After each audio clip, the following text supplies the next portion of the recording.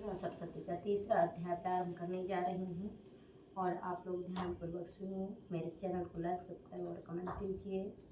आइए हम विलम्ब न करते हुए माता रानी का तीसरा अध्याय प्रारंभ करते हैं। सेनापतियों सहित महिषासुर का वध।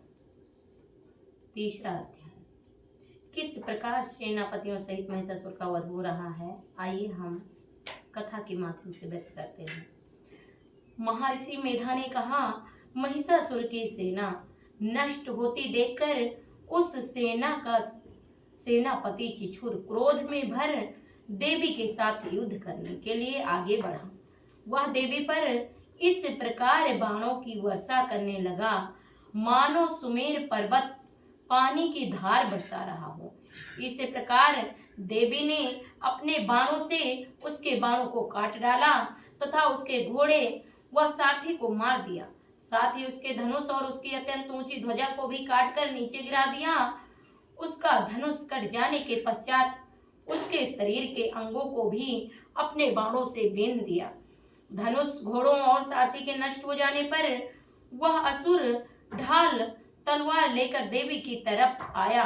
उसने अपनी तीक्ष्ण धार वाली तलवार से देवी के सिंह के मस्तक पर प्रहार किया और बड़े वेग से देवी के बाईं भुजा पर वार किया, किंतु देवी की बाईं भुजा को छूते ही उस दैत्य की तलवार टूटकर दो टुकड़े हो गई। इससे दैत्य ने क्रोध में भरकर शूल हाथ में लिया और उसे भद्रकाली देवी की ओर फेंका। देवी की ओर आता हुआ वह शूल आकाश से गिरते हुए सूर्य के समान प्रज्वलित हो उठा। उस शूल को अपनी ओर आते हुए देखकर देवी ने शूल छोड़ा और महासुर के शूल के 100 टुकड़े कर दिए और साथ ही महासुर के प्राण भी हर लिए। चिछुर के मरने पर देवताओं को दुख देने वाला चामर नामक दैत्य हाथी पर सवार होकर देवी से लड़ने के लिए आया और उसने आने के साथ ही शक्ति से प्रहार किया, किंतु देवी ने अपनी हुंकार से ही उसे तोड़कर पृथ्वी पर डाल दिया। शक्ति को टूटा हुआ देखकर दैत्य ने क्रोध से लाल होकर शूल को चलाया, किंतु देवी ने उसको भी काट डाला। इतने में देवी का सिंह उछलकर हाथी के मस्तक पर सवार हो गया। दैत्य के साथ बहुत ही तीव्र युद्ध करने लगा। फिर वह दोनों लड़ते हुए हाथी पर से पृथ्वी पर आ गिरे और दोनों बड़े क्रोध से लड़ने लगे। फिर सिंह बड़े जोर से आकाश की ओर उछला और जब पृथ्वी की ओर आया तो अपने पंजे से चामर का सिर धड़ से अलग कर दिया। क्रोध में भरी हुई देवी ने शिला और वृक्ष आदि की चोटों से उदग्र को भी मार दिया। कराल को दांतों, मुक्कों और थप्पड़ों से चूर कर डाला। क्रुद्ध हुई देवी ने गदा के प्रहार से उद्धत दैत्य को मार गिराया। भिंदपाल से वास्कल को बाणों से ताम्र तथा अंधक को मौत के घाट उतार दिया। तीनों नेत्रों वाली परमेश्वरी ने त्रिशूल से उग्रास, उग्रवीर और महाहनु नामक राक्षसों को मार गिराया। उसने अपनी तलवार से बिडाल नामक दैत्य का सिर काट डाला तथा अपने बाणों से दुर्धर्म और दुर्मुख राक्षसों को यमलोक को पहुंचा दिया। इस प्रकार जब महिषासुर ने देखा कि देवी ने मेरी सेना को नष्ट कर दिया है तो वह भैंसे का रूप धारण कर देवी के गणों को दुख देने लगा। उन गणों में कितने को उसने मुख के प्रहार से, कितनों को खुरों से, कितनों को पूंछ से, कितनों को सींगों से, बहुतों को दौड़ने के वेग से, अनेकों को सिंहनाद से, कितनों को चक्कर देकर और कितनों को श्वास वायु के झोंकों से पृथ्वी पर गिरा दिया। वह दैत्य इस प्रकार गणों की सेना को गिरा देवी के सिंह को मारने के लिए दौड़ा। इस प्रकार देवी को बड़ा गुस्सा आया। उधर दैत्य भी क्रोध में भरकर धरती को खुरों से खोदने लगा तथा सिंगों से पर्वतों को उखाड़ उखाड़ कर धरती पर फेंकने लगा और मुख के शब्द करने लगा। महिषासुर की वेग से चक्कर देने के कारण पृथ्वी क्षुब्ध होकर फटने लगी। उसकी पूंछ से टकराकर समुद्र चारों ओर फैलने लगा।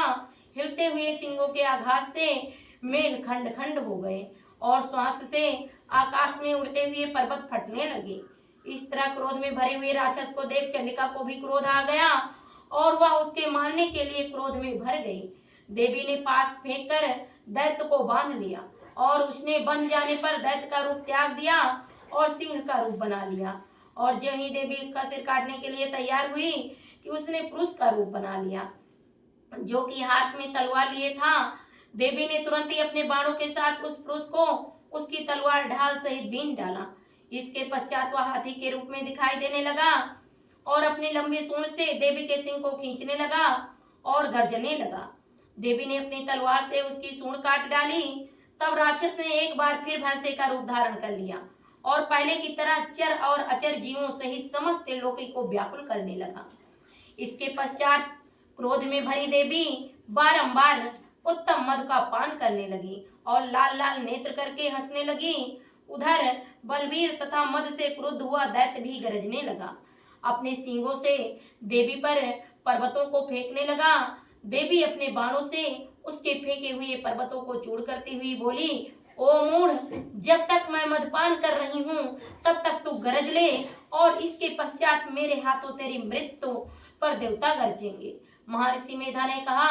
यूं कहकर देवी उछलकर उस दैत्य पर जा चढ़ी और उसको अपने पैर से दबा करके शूल से उसके गले पर आघात किया। देवी के पैर से दबने पर भी दैत्य अपने दूसरे रूप से अपने मुख से बाहर होने लगा।